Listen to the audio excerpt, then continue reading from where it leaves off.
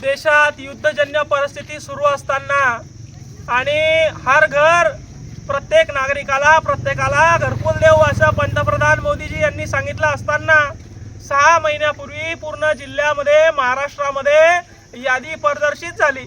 आपलं यादीमध्ये नाव आलं म्हणून शेतकऱ्यानं वाऱ्या वावदानाचं कुड्याचं पत्राचं घर उडून जाईल म्हणून घर बांधायला चालू केलं। व्याजाना पैसा काढला, कर्जाना पैसा काढला। आता पावसाळा जवळ आला, इंजिनियर फोटो काढायला आला तर इंजिनियर म्हणतंय मला 20 मिनिट लागतं। इंजिनियर म्हणतंय मला भीतीचा फोटो लागतं, नाहीतर मग 25,000 द्या तुमचे बिल काढून देतो। काय भोकळलाय तुमचा भ्रष्टाचार? सीओला पैसे द्यायचे तुम्हाला, कलेक्टरला पैसे द्यायचे तुम्हाला, विभागीय आयुक्ताला पैसे द्यायचे तुम्हाला, का व्हिडिओ पैसे मागताय तुम्हाला? शेतकऱ्याला कमरड मोडणारा हा भ्रष्टाचार आहे। म्हणून याच्यामध्ये राख आणली आहे, राख।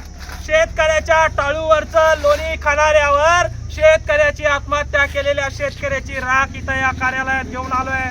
फोटो काढा। घरकुलाला अडवू नका माय बाप। घरकुल बांधणं शेतकऱ्याचं स्वप्न असतं। घरकुल बांधलं तर पैसे देणं झाले, म्हणून या ठिकाणी आंदोलन करण्यासाठी आम्ही आलेलो आहे। आणि भीक मागून हे पैसे विभागीय आयुक्त, सीओ, कलेक्टर आणि व्हिडिओला या ठिकाणी 10-10, 20 रुपये देणार आहे। धन्यवाद।